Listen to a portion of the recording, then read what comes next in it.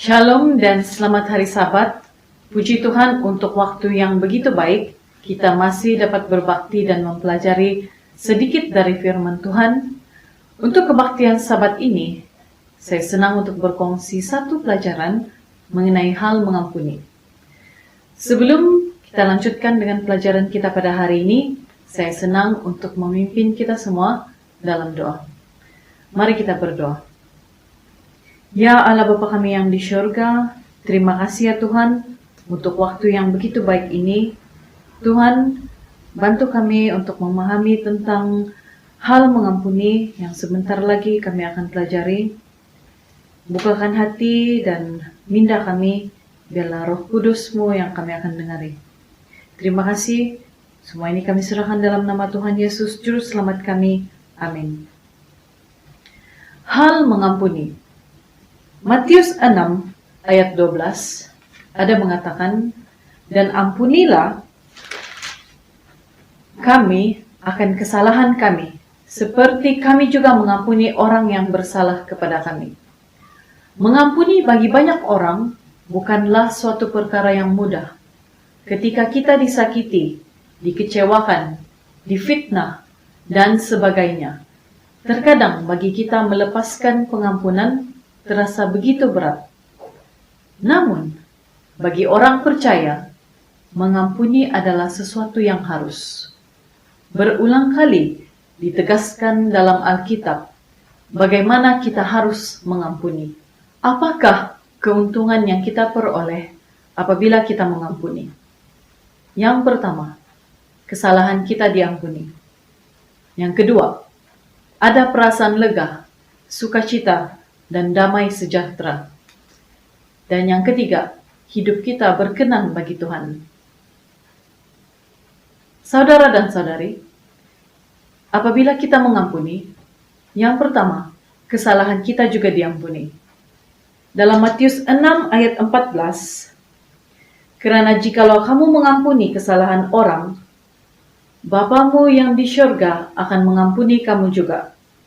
Tetapi, jikalau kamu tidak mengampuni orang, Bapamu juga tidak akan mengampuni kesalahanmu. Syarat utama kesalahan kita diampuni oleh Tuhan adalah dengan kita terlebih dahulu mengampuni kesalahan orang. Melepaskan pengampunan bukan hanya untuk pribadi kita sendiri, namun hubungan kita dengan Tuhan. Tuhan mengasihi dan mengampuni orang-orang yang juga boleh mengampuni orang lain. Yang kedua, apabila kita mengampuni, kita mempunyai perasaan lega, sukacita, damai sejahtera dalam hidup kita. Ketika kita melepaskan pengampunan, hidup kita akan terasa begitu bebas, tiada lagi beban. Urusan kita dengan pribadi kita, dengan orang lain, sudah kita selesaikan. Dan tidak ada lagi yang menghalang untuk kita merasa sukacita. Berbeza dengan orang yang masih terus memikirkan kesalahan-kesalahan orang lain terhadap dirinya. Ingatlah bahwa pengampunan itu adalah untuk diri kita sendiri juga. Membebaskan diri kita dari halangan-halangan untuk rasa gembira. Mungkin ada yang pernah di antara kita pernah terluka dalam hubungan percintaan, persahabatan, keluarga, jiran, dan dengan siapapun. Coba untuk mencari keupayaan untuk menyadari bahwa kita bukan ditafsir atas apa yang berlaku pada diri kita. Kita harus bangkit dan kuatkan semangat karena pengharapan sentiasa ada dalam Tuhan.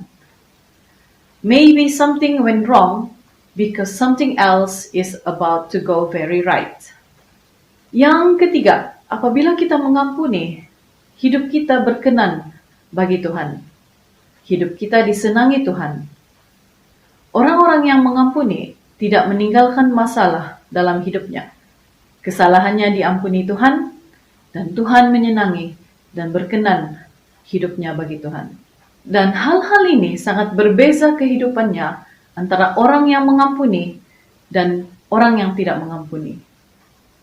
Beberapa hal mungkin terjadi ketika kita tidak boleh mengampuni orang lain.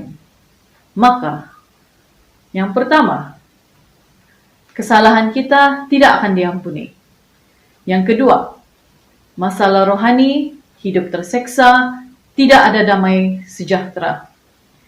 Yang ketiga, kita menghakimi orang. Dan yang terakhir, membuka diri terhadap banyak dosa. Bagi orang-orang yang tidak mengampuni, yang pertama, kesalahan kita tidak diampuni Tuhan. Matius 6 ayat 15 yang saya ada baca sebentar tadi, saya ulangi. Tetapi jikalau kamu tidak mengampuni orang, Bapamu juga tidak akan mengampuni kesalahanmu. Tidak mau mengampuni kelihatan seperti ada saja halangan terhadap hubungan kita dengan Tuhan. Ini menjadikan usaha kita itu sia-sia. Karena itu selesaikan dulu hal yang mengganggu hati kita, sehingga kita dapat membentuk satu hubungan baik dengan Tuhan. Markus 11 ayat 25. Dan jika kamu berdiri untuk berdoa, ampunilah dahulu sekiranya ada barang sesuatu dalam hatimu terhadap seseorang, supaya juga Bapamu yang di syurga mengampuni kesalahan-kesalahanmu. Yang kedua, bagi orang yang tidak mengampuni, mereka akan mendapat masalah rohani, hidup terseksa, dan tidak ada damai sejahtera. Orang-orang yang tidak mengampuni menyimpan kepahitan dalam hatinya. Kepahitan itu merangkumi masalah fisikal dan rohani. Hidupnya tidak tenang, menderita, dan tidak ada sukacita.